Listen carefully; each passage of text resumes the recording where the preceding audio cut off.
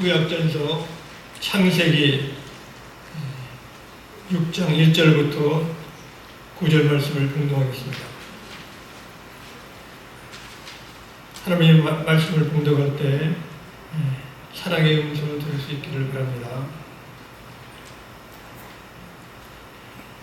사람이 땅 위에 번성하기 시작할 때 그들에게서 딸들이 나니 하나님의 아들들이 사람의 딸들의 아름다움을 보고 자기들이 좋아하는 모든 여자를 아내로 삼는지라. 여호와께서 이르시되 나의 영이 영원히 사람과 함께 하지 아니하니 이는 그들의 육신이 됨이라. 그러나 그들의 날은 120년이 되리라 하시니라. 당시의 땅에는 네피림이 있었고 그 외에도 하나님의 아들들이 사람의 딸들에게로 들어와 자식을 낳았으니 이들은 용사라. 고대에 명성이 있는 사람이었더라. 여호와께서 사랑하는 사람의 죄악이 세상에 가득함과 그의 마음으로 생각하는 모든 계획이 항상 악할 뿐임을 보시고 땅 위에 있는 사람 지으심을 한탄하사 마음에 근심하시고 이르시되 내가 창조한 사람을 내가 지면에서 쓸어버리되 사람으로부터 가축과 기는 것과 공중의 새까지 들이되리라. 이는 내가 그들을 지었음을 한탄함이라 하시니라. 그러나 노아는 여호와의 은혜를 입었더라. 이것이 노아의 조건이라. 노아는 의인이요 당대 완전한 자라. 그는 하나님과 동행하였으며. 아멘. 하나님의 말씀이 오늘 예배 참석하신 모든 분들에게 풍성한 은혜로 임하시기를 축복합니다. 아멘. 우리 개인의 삶과 인류 전체의 역사는 하나님의 각별하신 섭리로 진행되고 있습니다. 하나님의 섭리의 역사를 벗어나는 일은 하나도 없습니다.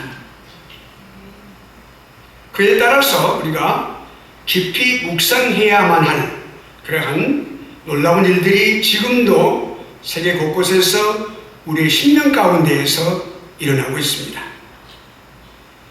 우리가 살고 있는 이 시대를 우리의 믿음의 눈으로 이렇게 좀 더 돌아보면 많이 염려스럽고 또 절망적인 그러한 사건들이 세계 각처에서 매 순간순간 일어나고 있습니다.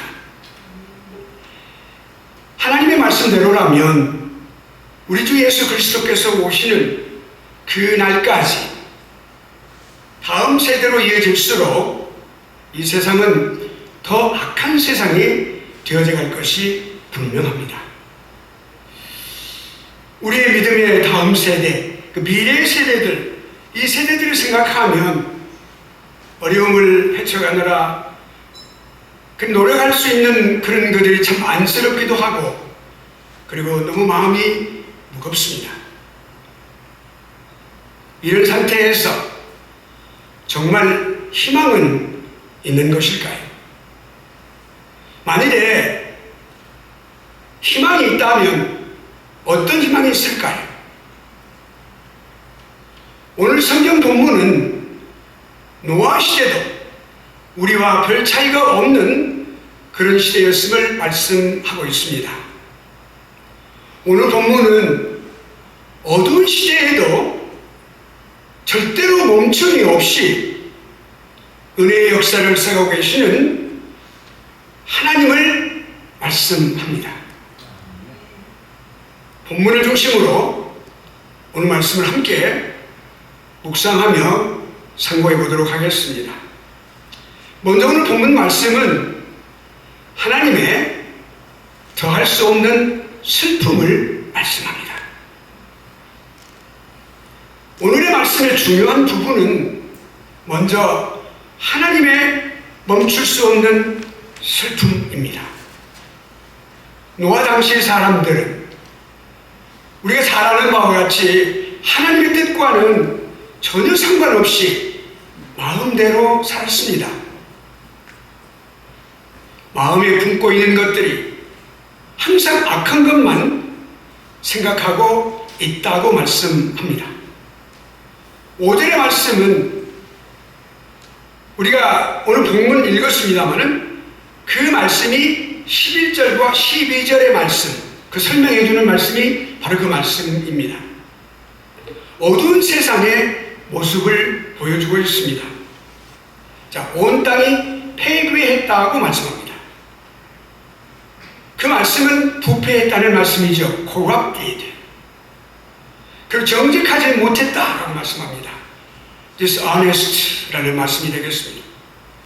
그리고 강포가 땅에 아주 충만했다 이렇게 말씀합니다. 폭력입니다. violence. 난무했습니다. 하나님께서 보시니까 모든 사람이 부패하고 서로를 속이며 살고 온 땅에 폭력이 난무했다. 오늘날의 시대를 한번 돌아보면 어떻습니까? 오늘의 시대를 말씀해주고 있는 것 같지 않습니까? 왜 그랬을까요? 우리가 이 문제에 대해서 깊이 좀 생각해 볼 필요가 있습니다. 한글 성경에는 생략이 되어 있습니다만은 원문 성경을 보면은 12절의 원문에서는 이렇게 중요한 이유를 말씀하고 있습니다. 왜냐하면 땅의 모든 육체를 가진 사람들이 자신의 그러한 그 방식대로 자신들의 그 방법대로 살면서 타락했기 때문에 그렇다라고 말씀합니다. 이 말씀은 백성들이 하나님을 떠나서 자기 마음대로 살았기 때문이라는 말씀입니다. 이 진리를 사무엘 선지자가 그 사사기의 마지막 절 21장 25절 말씀에서 이렇게 말씀합니다. 결론으로 말씀하고 있습니다. 그때 이스라엘이 그새는 이스라엘의 왕이 없으므로 사람이 각각 그 소견에 오른 대로 행하였더라. 여기서 왕은 다스리는 자, 궁극적으로는 하나님을 말씀합니다. 그러니까 백성이 하나님을 말씀하는 거죠. 자, 사람들이 하나님을 떠났으니 어두운 시절을 만날 수밖에 없습니다. 다른 도리가 없습니다. 본문 5절과 6절 말씀은 하나님의 마음을 정확하게 묘사하고 있습니다. 사람이 항상 악함을 보시고 땅 위에 사람 지으신 것을 한탄하시고 마음에 근심하셨다.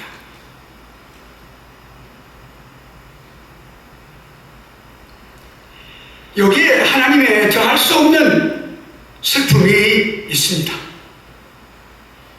우리 모두가 하나님의 마음과 같이 슬픔의 눈으로 세상을 바라보실 때가 많은 줄 압니다. 목사님들, 성도님들, 믿음의 눈으로 바라보면 너무 많은 슬픔을 우리에게 안겨주는 것을 볼 수가 있습니다. 그렇지만 사랑하시는 여러분, 놀랍게도 하나님은 그 깊은 슬픔에만 머물러 계시지 않습니다.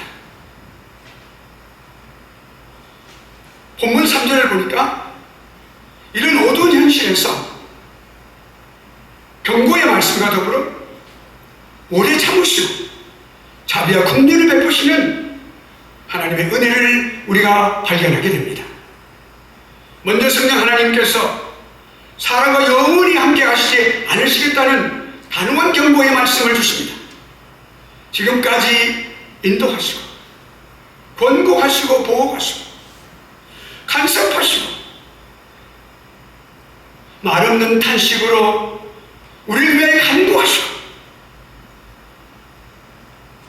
옳고 그름을 판단해 오신 모든 상령 하나님의 성령 하나님의 그 모든 역사를 여기서 멈추시겠다는 무서운 경고의 말씀을 주시는 거죠. 두렵고 떨리는 마음이 말씀이 오늘 본문에 이렇게 명시가 되어 있는 것입니다. 다음으로 노아 당시에 백성들에게 120년의 기간을 주시겠다는 말씀입니다. 사람들이 하나님께 돌아오도록 120년의 기간을 주신다는 말씀입니다. 근심하시고 슬퍼하시는 가운데서도 인내의 기간을 설정하신 이 하나님의 오랜 참으심의 기간입니다. 하나님은 경건한 사람이든 그렇지 못한 사람이든 모두에게 일정한 여기서 은혜라고 하는 말씀 생각해 보십시다. 이 말은 하나님이라고 하는 단어가 있습니다. 히브리어에 하나님이라고 하는 단어가 불쌍히 여긴다, 아랫사람에게 호의를 베푼다 라고 하는 그런 뜻인데, 이 말씀이 헨이라고 하는 단어로 바뀌었습니다. 헨, 자리크라고 하는 단어입니다. 이 자리크, 형용사형입니다. 이 말은 자라크, 동사형입니다. 어렵게 하다. 그런데 그 단어가 법정적으로 참 어려웠다라고 하는 뜻을 가지고 있는 단어, 올바르다고 하는 단어, 그 단어에서 나왔습니다. 정의롭다, 합법적으로 정의롭다. 근데 여러분, 이 구약의 말씀을 우리가 이렇게 연구해 보면 조금은 추상적인 부분이 있을 수 있습니다. 영적인 부분을 강조해서 말씀하시기 때문에. 자, 그렇다면 이 말씀을 우리가 신약에 넘어가면 아주 구체적으로 그리고 경험적으로 이 말씀 우리에게 말씀하면서 우리가 할 수가 있습니다. 아주 쉽게. 마태복음 9장 13절 말씀을 보면 예수 그리스도의 말씀에 옛 말씀이 있습니다. 내가 의인을 부르러 온 것이 아니요 죄인을 부르러. 그래서 낙심하지 않습니다. 하나님의 때에 하나님께서 반드시 이루실 것을 믿는 사람입니다. 인내하는 사람입니다. 그 은혜로 주어진 일 끝까지 이루고 승리를 쟁취하는 사람입니다. 할렐루야. 8.15 광복절 이제 다가오고 있습니다.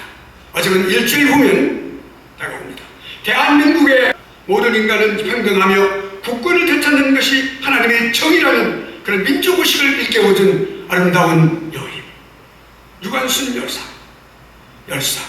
그녀는 광복을 위한 독립운동가를 넣어서 한 세대를 밝힌 하나님의 의인이었습니다. 도마라는 세리명으로 긍휼의 기간을 주시며 이 시대를 밝힐 의인을 예비하시는 하나님의 역사를 오늘 우리가 함께 상고했습니다. 이 시대에 하나님의 은혜의 등불로 이 어두운 세대를 밝힐 하나님의 사람이 누구일까 생각해 봅니다. 다름 아닌 이미 하나님을 위해, 나라를 위해 애쓰고 목숨까지 바치겠다고 다짐하는 기독군인의, 그리고 보설 애국부인의 한 분 한 분이심을 분명하게 믿습니다.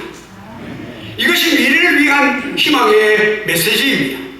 우리에게 소망을 두시고 긍휼을 베푸시는 예수 그리스도께서 죄인들을 위해서 십자가상에서 죽으시고 영광의 부활로 하나님의 아들 되심을 만천하에 증명하셨습니다. 한 세대를 밝힌 우리의 모범이 되시고 표상이 되시는 영원하신 의인은 다른 분 아니라 성육신하신 주 예수 그리스도이십니다.